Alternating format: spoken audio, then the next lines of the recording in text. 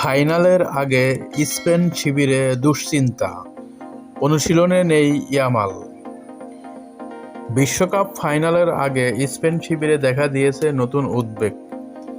দলের তরুণ তারকা Lamine Yamal বৃহস্পতিবার নিউ জার্সিতে অনুষ্ঠিত পূর্ণাঙ্গ দলীয় অনুশীলনে অংশ নেননি। বা উরুতে অস্বস্তির কারণে তাকে মাঠের বাইরে আলাদা পুনর্বাসন কার্যক্রম করতে দেখা গেছে। বাউরুতে ব্যান্ডেজ বেঁধে অনুশীলন মাঠের পাশে ছিলেন ১৯ বছর বয়সী এই উইঙ্গার। বুট পরা থাকলেও সতীর্থদের সঙ্গে বল নিয়ে অনুশীলনে অংশ না নিয়ে তিনি ম্যাটের উপর ফোম রোলারের সাহায্যে পেশি শিথিলকরণ ও পুনর্বাসন ব্যায়াম করেন। ফ্রান্সের বিপক্ষে সেমিফাইনালে ২-০ গোলের জয়ে গুরুত্বপূর্ণ ভূমিকা রাখেন ইয়ামাল। গোল না পেলেও তার দারুণ এক ড্রিবল থেকে পেনাল্টি আদায় করে স্পেনের প্রথম গোলের পথ তৈরি হয়।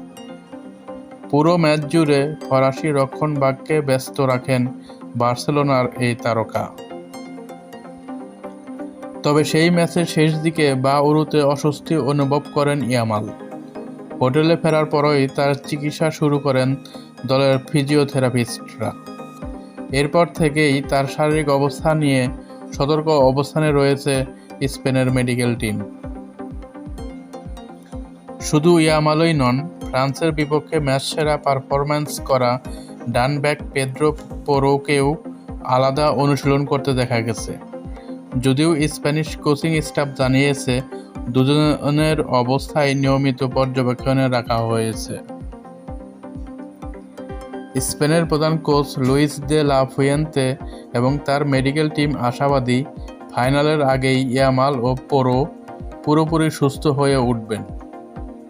তবে বিশ্ব চ্যাম্পিয়ন আর্জেন্টিনার বিপক্ষে শিরোপা নির্ধারণী ম্যাচের আগে ইয়ামালের অনুশীলনে অনুপস্থিতি স্পেন শিবিরে স্বাভাবিকভাবেই কিছুটা উদ্বেগ তৈরি করেছে। আগামী রোববার বাংলাদেশ সময় রাত ১টায় নিউ জার্সির মেটলাইফ স্টেডিয়ামে মুখোমুখি হবে স্পেন ও আর্জেন্টিনা। ২০১০ সালের পর প্রথমবারের মতো বিশ্বকাপ জয়ের স্বপ্ন দেখছে স্পেন, আর আর্জেন্টিনা নামবে টানা দ্বিতীয় বিশ্বকাপ শিরোপা জয়ের লক্ষ্যে। তো এই ছিল সর্বশেষ খেলার সংবাদ। সামনে আপডেট পেতে অবশ্যই চ্যানেলটিকে সাবস্ক্রাইব করে রাখবেন। সবাই ভালো থাকবেন, সুস্থ থাকবেন। আল্লাহ হাফেজ।